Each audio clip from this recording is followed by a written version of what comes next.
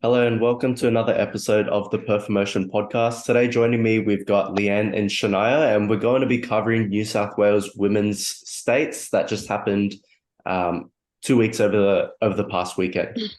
So, first thing to kick things off, we'll start from the very beginning. We've got the under 47 women's. I think this one was pretty much a wrapped up deal by the beginning of it. We've got our reigning 47 national champ and best overall lifter from last year. We had Vicky K, pretty much just off of her last Worlds, nominated at 387.5. And then following her, we had Ursula Pereira at 295 and Darshika Prikuma at 290 kilos. Shana, you were looking after Vicky in this one, right? So what kind of went into the day here? I know, although this is a wrap up for the 47s, Vicky did have her not so great performance, and I think she knows that. So what kind of happened there? I was helping. I think Kelly was primarily handling. But look, to be honest, I don't actually know a lot of what kind of happened, to be fair. What I could see from like more of the sidelines was definitely just more of like the standards that were like, I guess, killing her in a way. Like squat depth, bench depth, like that's why we missed the second squat. Also she got the third squat, sorry, second squat on strength, but they called her for depth. And then the third squat, she kind of dunked that little bit more and didn't have enough like push to kind of obviously finish it.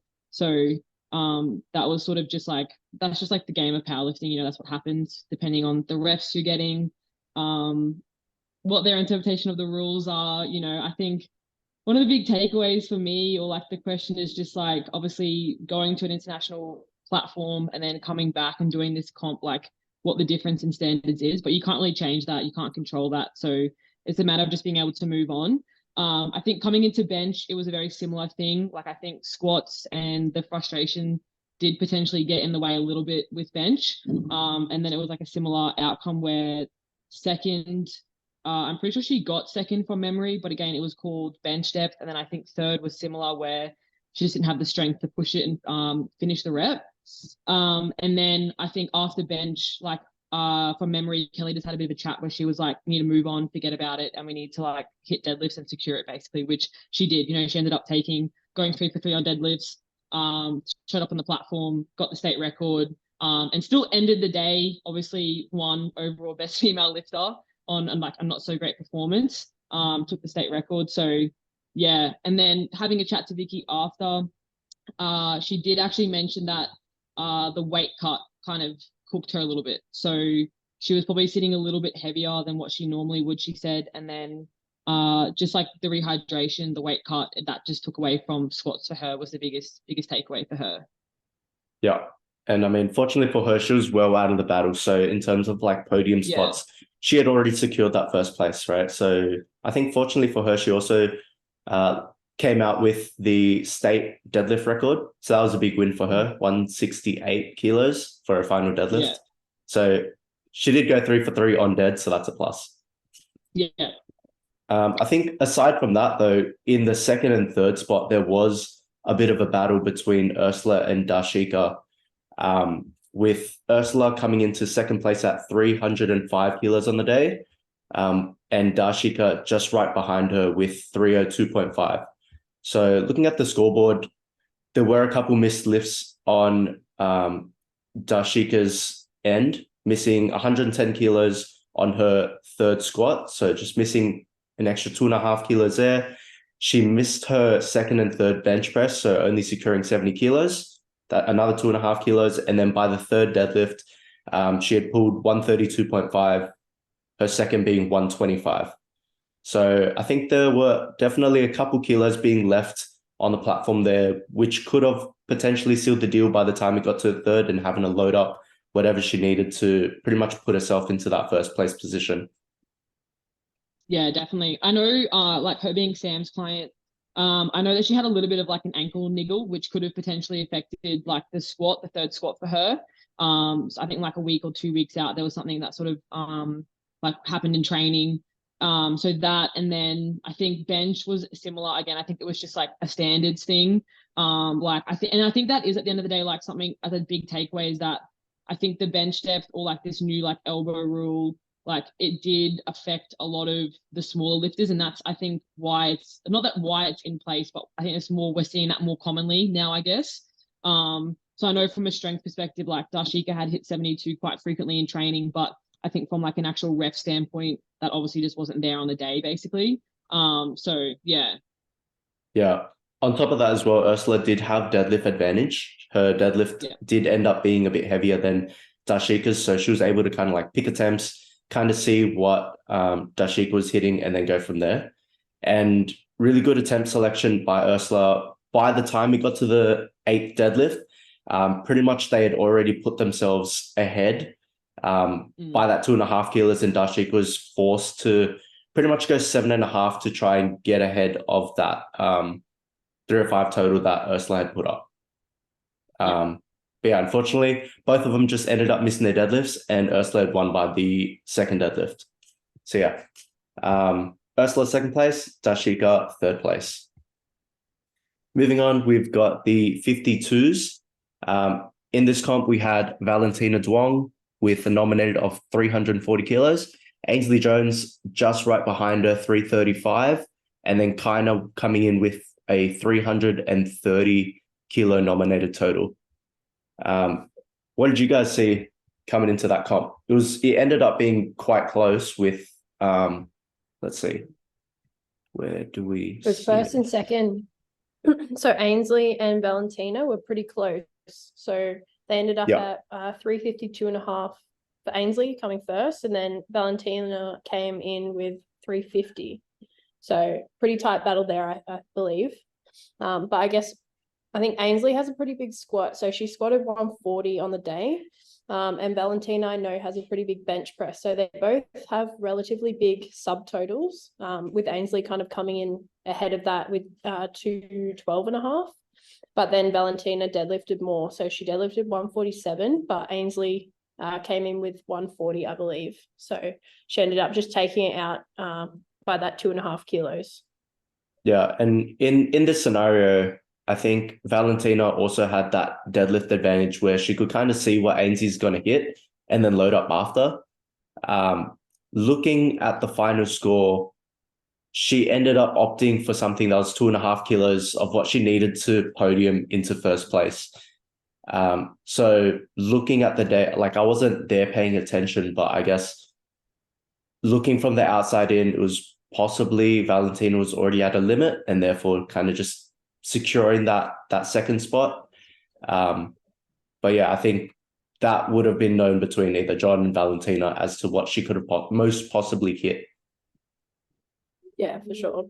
And kind of coming in third. I don't think she's been in the sport for very long, but just like by how she lifts, it seems like she's got quite good potential coming up over the next few years as well. Yeah. So, I mean, looking at how she performed on the day itself, she hit a 337 total, missing 2 of her deadlifts. Her nominated was 330. So there's still improvement there with missed lifts, right? So if I remember correctly, I think it was like downward movement on her first, and then by her third, it was either downward movement or she failed. Are you guys sure about that?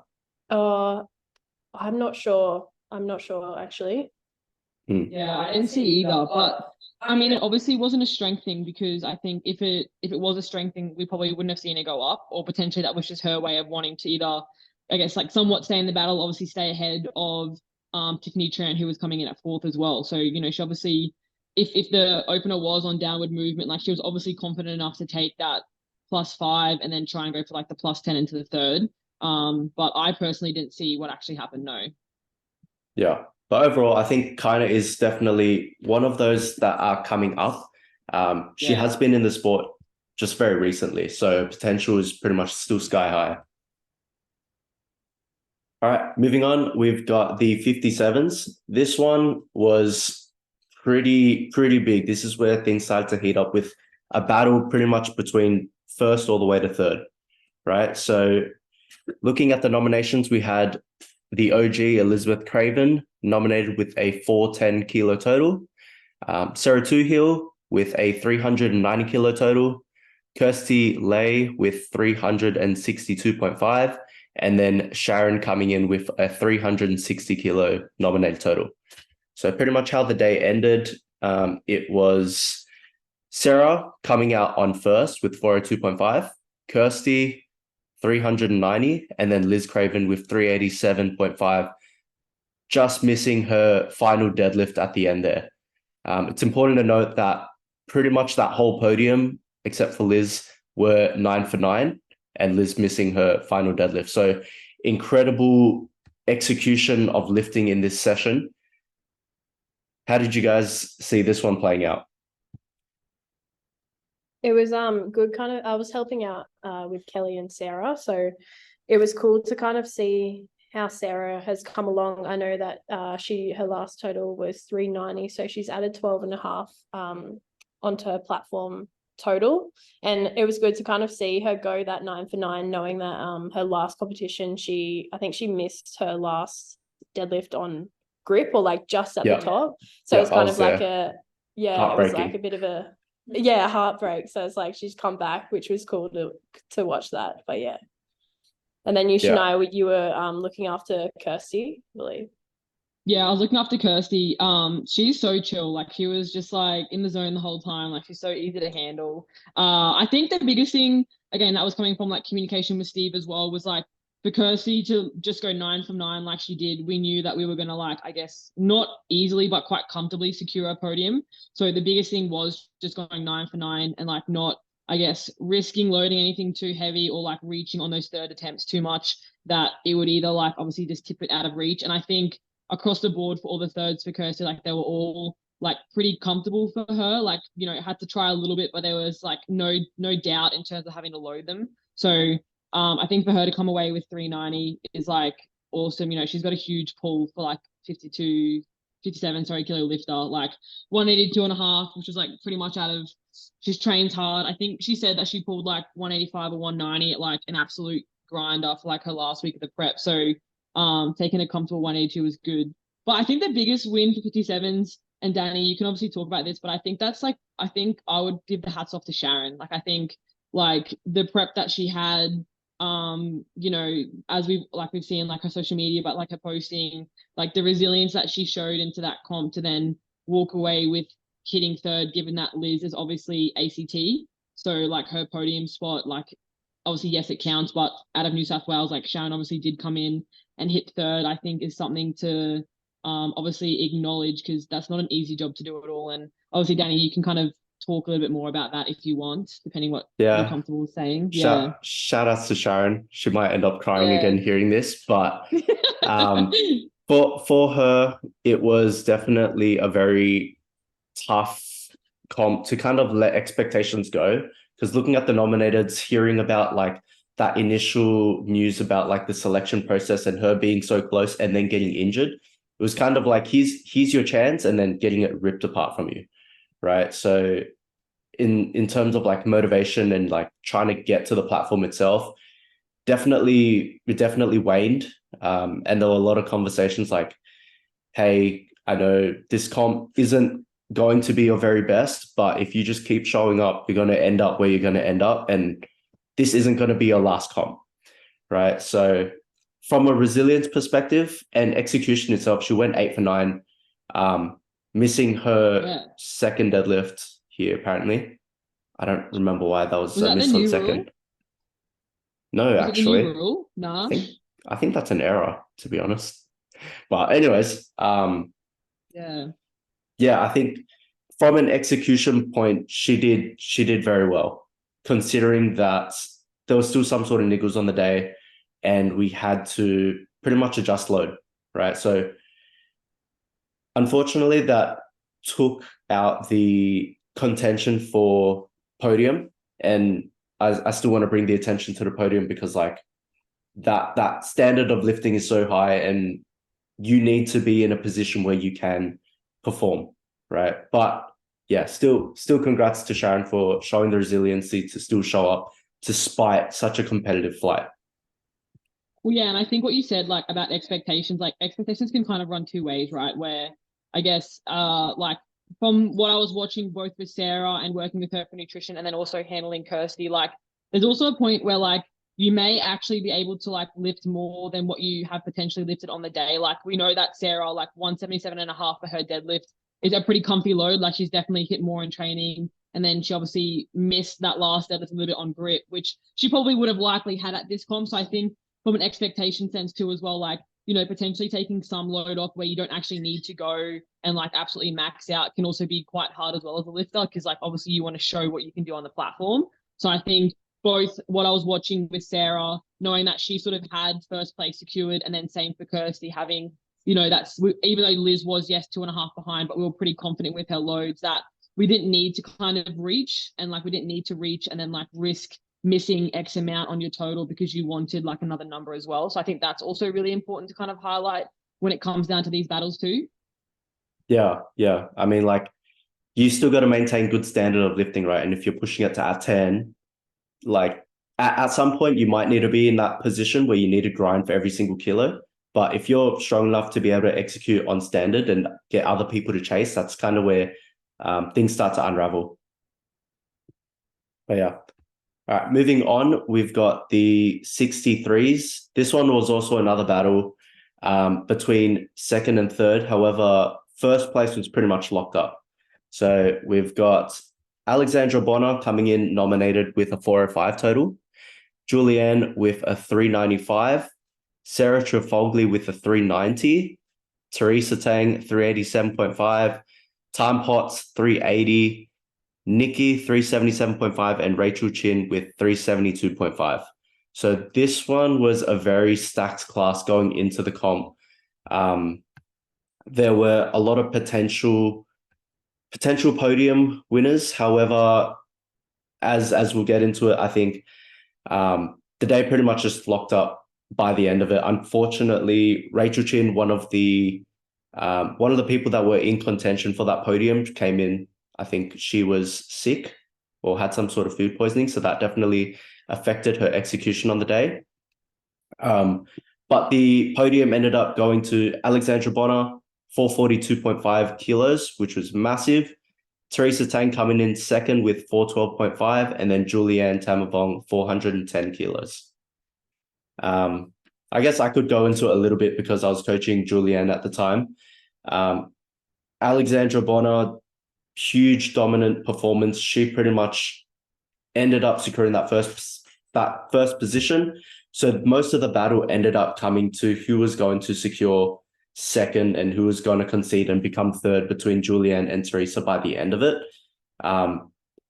Real quick, I think one of the major people that were in contention I mentioned earlier, Rachel, she has a massive deadlift on her, right? And so she was potentially a big threat going into the deadlifts because she had that potential to pretty much just calculate whatever's needed and then just load it up and then pull. But unfortunately, she did bomb on her squats. So squat depth was an issue on the second and third, and then just missing it on her first attempt. So yeah, unlucky, Rachel, but hopefully in the next one, you do get your comeback meet.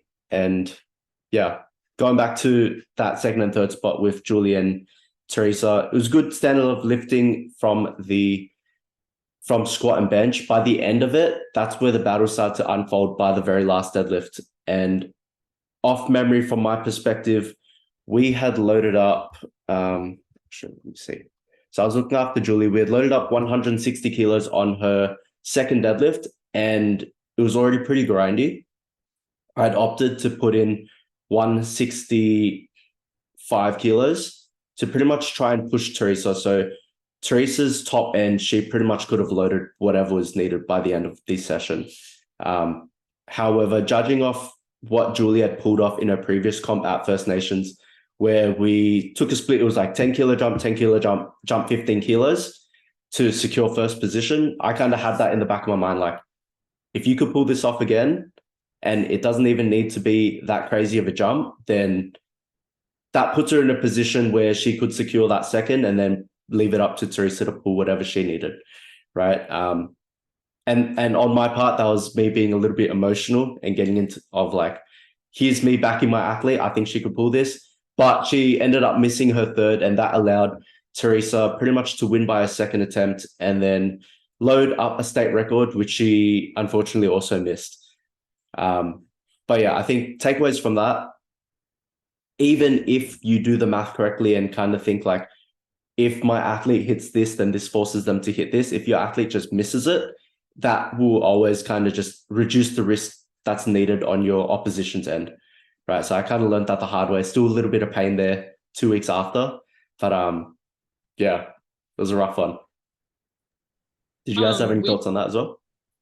I was just gonna ask, like with Julianne, like, do you think one, I can see based off the results, like you guys didn't take a third squat and she missed her second bench. Do you think those two, like if you had have taken a third squat or if you had have done different jumps on bench, do you think in hindsight that would have changed the sort of results for her, or what did that kind of look like in the moment?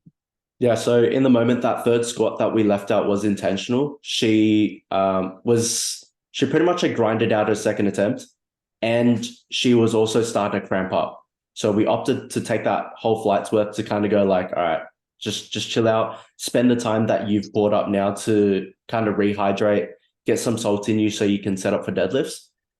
Bench press, same thing.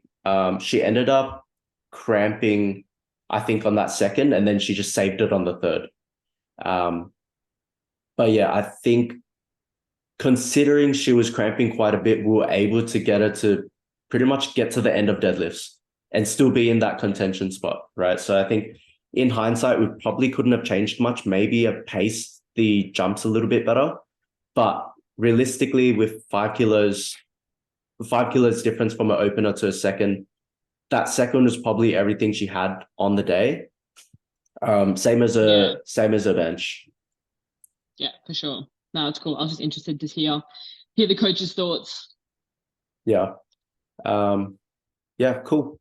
Moving on, we're going to the under 69s. We've got Kate Atia with a 442 total nominated, Maybell Tew with a 422.5, Bianca Thornton with 397.5, Sarah Trafalgar with a 390 kilo total. So I think this one, actually, we're also missing something as well. We also had Vivian Ewan, who's actually not on the top of the nominated list because she came in injured at her qualifying meet, which kind of put her kind of like hidden in the nominations, but she was definitely also a contender there. By the end of it, underdog. Yeah, she was definitely an underdog had you not done your research.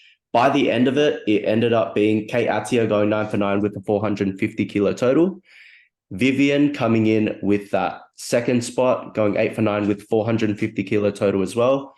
And then Bianca Thornton coming in third. So in this one, there was a battle between that potential first place spot between Kate and Vivian. And then after that, it was that third position spot between Maybell and Bianca. So I guess I could go into that third and fourth spot, and then we'll go into first and second. So between Bianca and May, there was definitely a battle where it was going to come down to that final deadlift, as well as that execution played a big spot in this as well. So I believe Bianca had missed her third squat, which slowly opened up the door at the start of the day. She missed her second bench, which also gave us a bit of confidence that we were able to load something up bigger by the third deadlift. But then miraculously, she saves it on a third bench. So pretty much that eliminated that potential advantage we had. And so coming into the third deadlift, by the end of it, May was in a position where she did not have deadlift advantage. So we're looking to kind of just load up as much as we could that in a way that reduces as much risk for us and also force Bianca to pretty much pull herself into the lead. So by second deadlifts, when Maybell had hit her final deadlift, the 185, Bianca would have had to, she jumped from her first to second, she jumped 10 kilos there. And then after that, had Maybell make it, she would have had to jump 15 kilos in order to secure the win. right? So she went 182. Actually, I think that's an error. I'm not too sure. But anyways, she goes 182 to 195.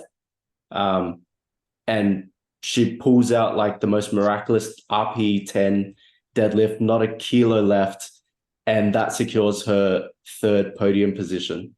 So shout outs She's to got a big Bianca. grind. Yeah, her deadlift. yeah. She's got a big grind on her deadlift. I've seen that before. Yeah.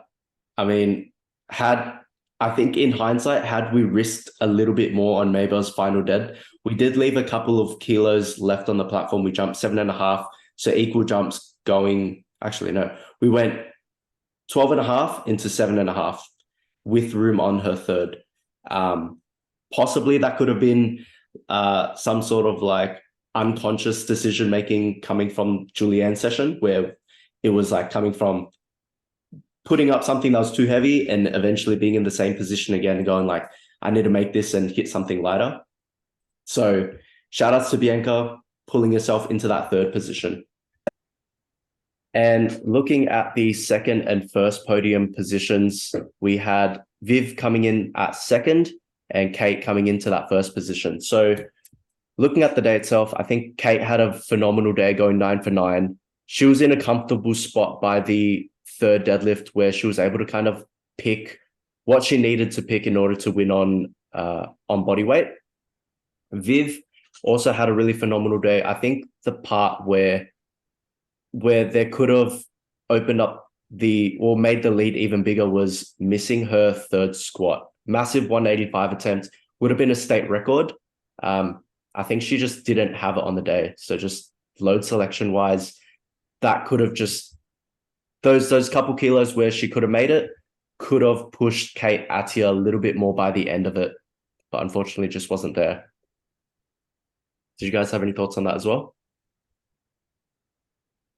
No, I pretty much agreed. I think like even Kate, like she was, I wouldn't say she was maxed out, but like even for her, like third squats, like they were definitely comfortable, but they were sort of like top end as well for her too. So I think like either way, like I think it was just being again, like when it comes down to a battle like this, like going like 9 for 9 is what ends up being the winner, right? Like being able to like watch how each lifter is like pushing, seeing if there's any sort of like breakdown that's starting to happen, or if they're starting to slow down a little bit, that can obviously help you to determine what loads you should or shouldn't be kind of putting, or what loads you want your lifter to kind of or need to hit in these moments. And I think Kate knows she has a massive deadlift, so because I think what did she do before she hit like 190 for 5 or something like that crazy in training beforehand. So and then I think it was like 207.5 was her last like heavy single that I'm pretty sure Alex popped on his social media too. So I think from her perspective, like knowing you got a big pull means, yeah, you can kind of,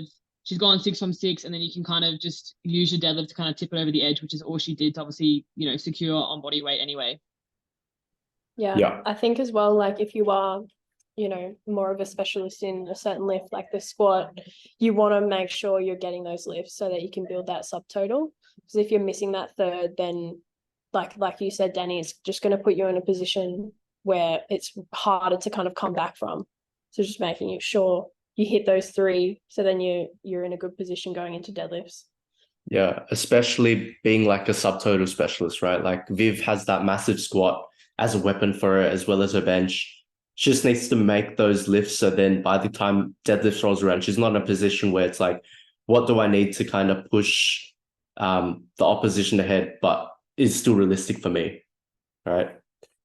But yeah, moving on, we've got the under 76ers. This one was a huge battle. It was super stacked, where we had Ann Zhang nominated first with 442.5. We had Rachel Griffin, 437.5. Tabitha coming from Queensland, she was nominated 430. Same as Joanne Henry, 430 kilos. Sally Corrigan, 427.5. So massive potential podium for 5 women here. Leanne and Shania, you guys were kind of like coaching throughout the day. Did you guys want to give us a rundown on what happened? Yeah, sure. I guess with Sally, like she put a decent amount on her total. I think she put 18 kilos. So coming in nominated in 1, 2, 3, 5th, and then coming out first. So I guess she had a really good day. She went 9 for 9. So again, going that 9 for 9 is going to put you in the best position that you possibly can to podium and to place the best you can, essentially. So yeah, she did everything that she needed to do. We know that for her, that like with her squat, if we keep that relatively conservative and bench press, she ended up going for the record on bench. That way she's got a bit more in the tank for the deadlift, just to like pretty much just go all out on that one. But yeah, she had a good day there. And then yeah, Tabitha, she's like the underdog. Well, not underdog, but she's not even from New South Wales. She's from Queensland, but she ended up coming out first, you know, in overall essentially. But yeah, she's come up very, very quickly with her total with Dave as her coach.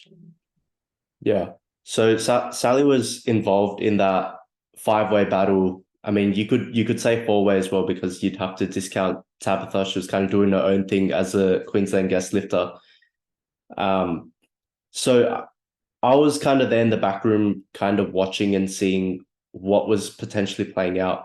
And by opening deadlifts, it looked like there was Sally and Rachel and Joanne all in the midst of it to potentially get into that first position, right? If I remember correctly, Alex Hayes was looking after Rachel Griffin, and they had that massive deadlift where we were kind of looking at that as the weapon, like we're going to need to load something up that can kind of push them over the edge, because they, by that point in time, they could have just loaded up whatever, right? So what was the thought process on your end, Leanne? Because I was kind of going over the numbers with Kelly to kind of put Sally in the best position. What was the thought process that ended you going a 185 for a final deadlift? So for her, knowing 2 weeks out, she hit 180. We know from her previous competition, she usually can hit about 7.5 kilos more on the platform. So what I ended up doing after her 180 for her second, I was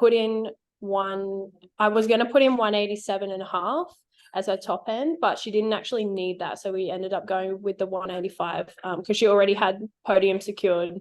So we ended up dropping it back a little bit, and it was probably a good call because the 185 like was a stretch. So yeah, that ended up being a good number choice, and she ended up coming out first in the end as well. So yeah. Yeah, I mean, this was all happening pretty much by second and third deadlift. So the placings were changing a lot in that final few stretch. So I think it's hard to break it down moment by moment as to like what's happening, right? But another contender that was in the midst of that was Ann Zhang. Unfortunately, she was in a very good spot by subtotal with where is it? Sorry, I can't pull it up. But she was in a very good position. However, she had missed her opening deadlift, which opened the door. She kind of fell behind a little bit on that opener where she had to repeat it. However, Nah, I don't think she did, because by the sheet she went up anyway. So she missed 172, but she went up to 182.5. So she's plus 10. Because I think her opener was on the new rule. I think it was red lighted on like it being too loud or like not controlled enough on the way down. From memory. That's my mistake. So I was looking at something else. Yeah. Yeah, but I do remember that downward movement rule being in place. And Benny in the back was kind of like, what's going on? The lift looks fine. Yeah, and all they could come down to was they were dropping the bar a little too heavy. But it looks like that pretty much unfazed them, still had to jump up. But by the third, there were also chips at play where 190 was a record. So he put 190.5 to secure that 443 total. Still under first place. First place at this point had kind of already been conceded. So that was securing second. And then yeah, I think for the 76ers too, because like obviously I was handling tab, and even though being Queensland, like it was really interesting because it's like we were like half in the battle and half not. Like people were like still like looking at what Tab was gonna do, and like I was voice messaging Dave like the whole day, and he's like, you just need to do this much more than Sally, and like she'll win. Like if you think she's got it, like load it kind of thing. And I was like, okay, yeah, cool. Like kind of being like, it's good to be in a battle, but like we also don't need to be, because I was like thinking the same way for Tab, where it's like we don't need to win New South Wales. Like I don't want to like load something she doesn't need to pull, and then we either miss it and then she loses on her total for Queensland, obviously.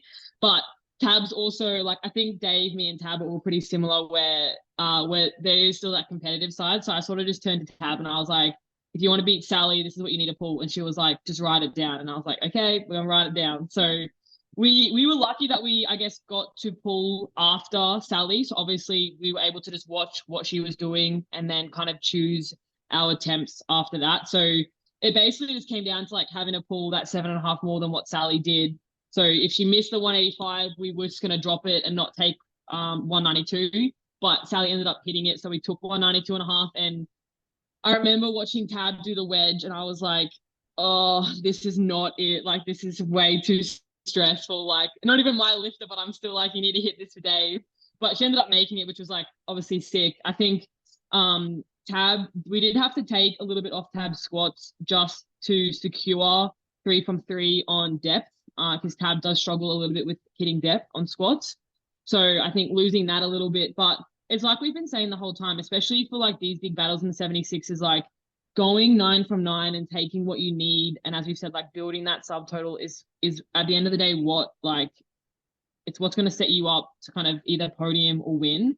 And I think by the end of it, as we can see by like obviously Anne and even Rachel, like if we look at the podium of just the New South Wales girls, like by the end of the time when it comes to those pulls, like if you are only either taking chips and taking what you need to kind of secure that podium spot, that's all you kind of need to do, I guess, in that instance. Like especially given states, if you are in a position to secure it, you know, one, you don't need to gash yourself mentally and physically to then have to come back as fast as we all kind of will after states for nationals next year. You kind of leave a little bit more in the tank as well. So I think that's also like really important to highlight for like these big battles too. So, but I think all in all, like the 76ers was like pretty fun. I think again, like not being involved, but not being involved with Tab being a Queensland lifter, it was still like, it's always still good to be a part of it and just like watch what everybody kind of does as well, watch what all the coaches are doing as well.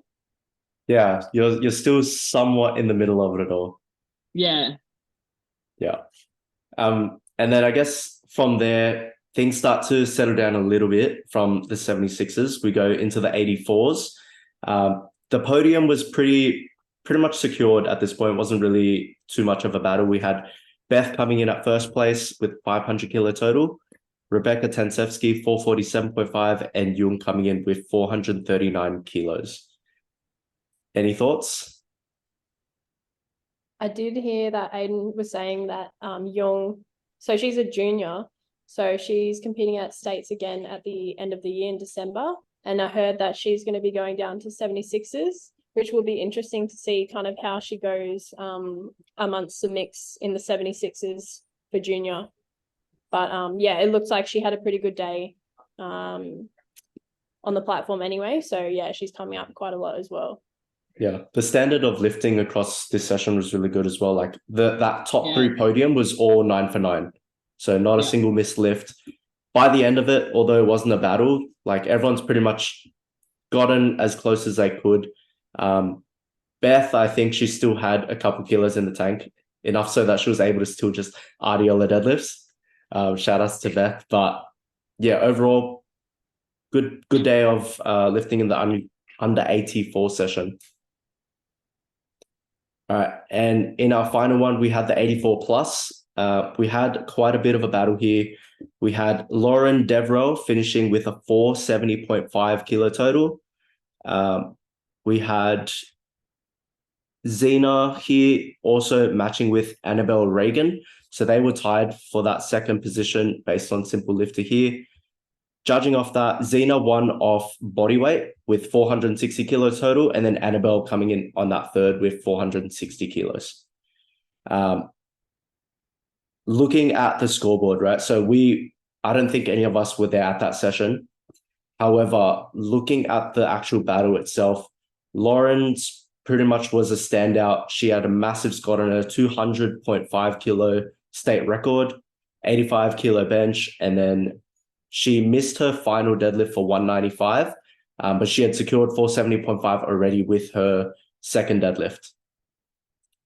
Coming in second on that was Zena. So judging off this, we don't have lot numbers, but I did remember discussing with Alan, where he pretty much put in 195 to pretty much try and match Lauren and force Lauren to hit that. So then if Zena did hit it, she would have jumped up 12.5 to end up chipping Lauren for first position. However, she did miss it, and unfortunately that ended up her getting into that second position. However, Annabelle did miss on body weight, so therefore that kind of just secured things up where Zena was in that second position on body weight. Although you guys weren't there, did you guys have any thoughts or any notable mentions there? The third deadlift is interesting. I'm just looking at the score sheet. Only one person got their third deadlift, which was Annabelle.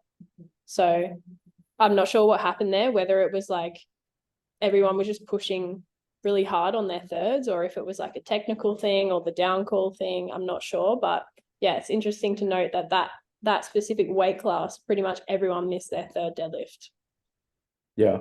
Another thing as well that's worth mentioning, you've got Steph Lara coming in at not nominated. She finished 4th place, having a really, really good day, going 8 for 9, and then finally putting up that final pull. She went from 195 to 207.5, jumping 12.5 kilos. That would have put her at that equal 460 total, just coming in on body weight over Annabelle Reagan. So that would have put her into that third position there. However, she did miss it. That was close as well. But yeah, super it was on close. grip or something, like right at the top.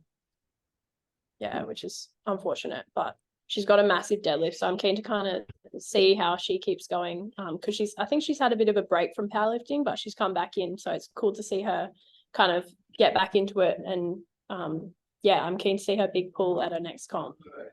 Yeah, well, it's good to see that level of competitiveness spans pretty much across nearly all the weight classes, exceptions for a few.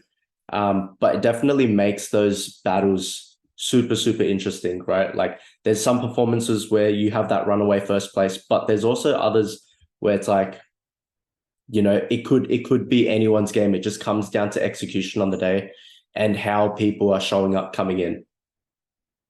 But yeah.